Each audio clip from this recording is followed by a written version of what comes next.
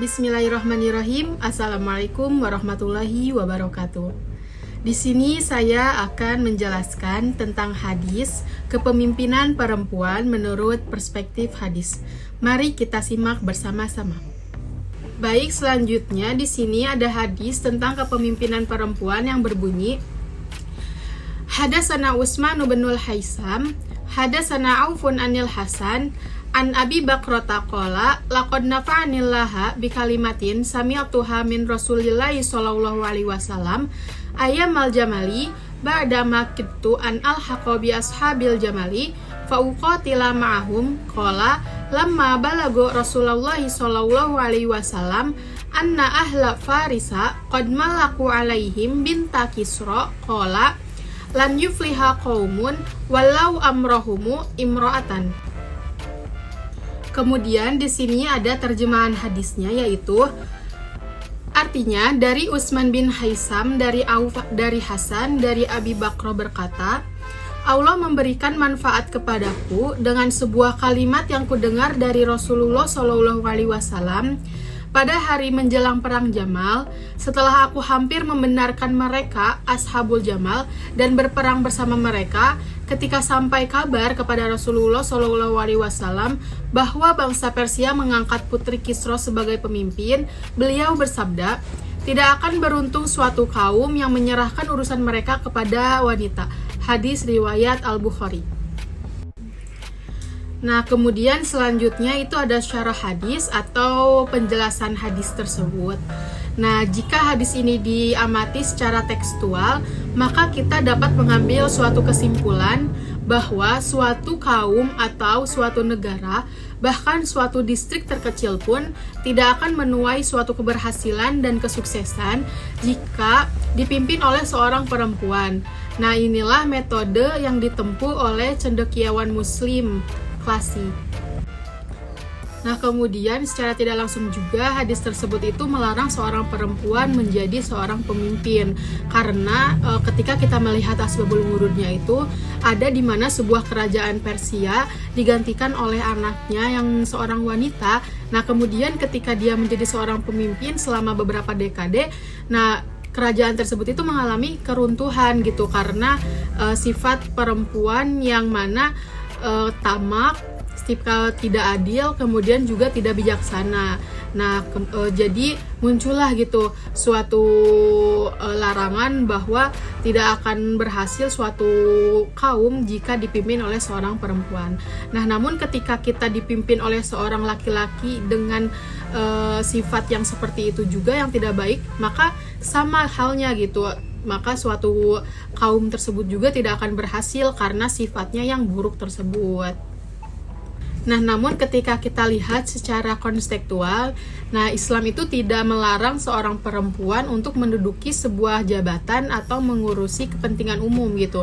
Nah, karena Nabi Muhammad SAW telah menyatakan bahwa kedudukan seorang perempuan itu setara dalam hak dan kewajiban dengan manusia lain di hadapan Allah Subhanahu wa Ta'ala, seperti itu. Jadi ada perbedaan antara tekstual maupun konstekstual seperti itu.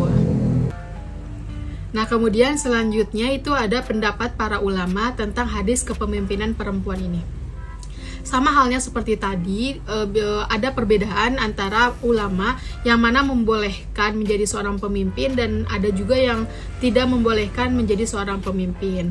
Nah, seperti dari pendapat Imam Ahmad, Imam Hambal, Imam Malik, dan Imam Syafi'i. Nah, mereka itu berargumentasi bahwa perempuan itu tidak boleh menjadi seorang pemimpin walaupun dalam skup yang kecil dan terbatas. Nah, seperti itu. Jadi menurut mereka itu wanita atau perempuan itu tidak boleh menjadi seorang pemimpin.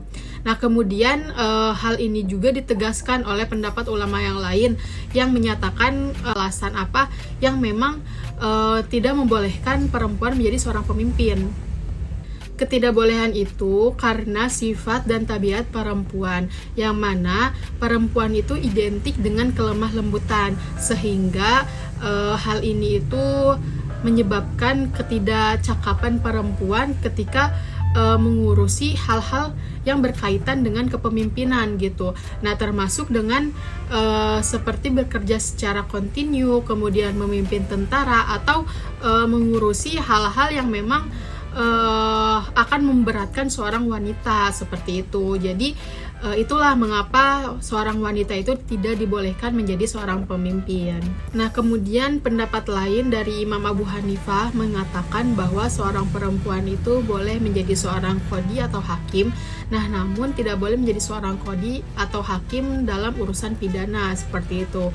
Nah, hal ini tuh mengapa dibolehkan gitu, asalkan seorang wanita boleh menjadi seorang pemimpin ketika dia itu tidak melewati batas atau tidak melanggar syariat-syariat Islam seperti itu. Jadi ketika kita menjadi seorang pemimpin dan tidak melanggar syariat-syariat dan memang masih dalam batasannya, itu boleh. Jadi itulah pendapat-pendapat para ulama gitu. Ada yang membolehkan, ada juga yang tidak membolehkan seperti itu. Selanjutnya itu yang terakhir ada nilai pendidikan yang terkandung dalam hadis kepemimpinan perempuan. Nah, di sini ada dua nilai yang terkandung menurut saya. Yang pertama ada perempuan itu tidak boleh menjadi seorang pemimpin, dan yang kedua itu perempuan boleh menjadi seorang pemimpin. Nah, yang pertama itu perempuan kenapa tidak boleh menjadi seorang pemimpin? Seperti yang telah kita bahas tadi, bahwa perempuan identik dengan aurat, yang mana aurat tersebut harus kita jaga dengan baik-baik. Nah, ketika seorang perempuan menjadi seorang pemimpin, nah maka perempuan akan lebih banyak keluar rumah, yang mana akan lebih banyak menampakkan diri. Nah, hal ini tuh tidak baik bagi seorang wanita. Oleh karena itu perempuan tidak boleh menjadi seorang pemimpin seperti itu. Nah, kemudian yang selanjutnya itu ada perempuan boleh menjadi seorang pemimpin. Nah, di sini itu dikatakan bahwa memang tidak ada yang tidak mungkin atau tidak ada yang mustahil bagi seorang perempuan menjadi seorang pemimpin, karena perempuan juga mampu menjadi seorang pemimpin, karena pada dasarnya perempuan dan laki-laki itu memang setara gitu, setara dalam hal-hal kebaikan di hadapan Allah Subhanahu wa taala. Nah, ketika kita seorang perempuan menjadi seorang pemimpin dan dalam batasannya, maka itu boleh-boleh saja seperti itu, ketika kita memang tidak melanggar syariat-syariat Islam yang memang mewajibkan kita seorang perempuan untuk menjaga auratnya. Nah, karena pada zaman sekarang juga banyak sekali pemimpin-pemimpin wanita yang sukses ketika dalam kepemimpinannya. Mungkin sekian penjelasan hadis kepemimpinan perempuan dari saya. Saya dapat simpulkan ada dua pandangan dalam hadis ini. Yang pertama, perempuan tidak boleh menjadi seorang pemimpin, dan yang kedua, perempuan boleh menjadi pemimpin asalkan dalam syariat-syariat dan tidak melanggar batasan-batasan perempuan, seperti itu. Mungkin sekian dan saya cukupkan. Apabila saya terdapat kekurangan atau kesalahan dalam pengucapan kata, saya mohon maaf sebesar-besarnya. Ihdinas siratal mustaqim. Wabillahi taufiq wal hidayah. Wassalamualaikum warahmatullahi wabarakatuh.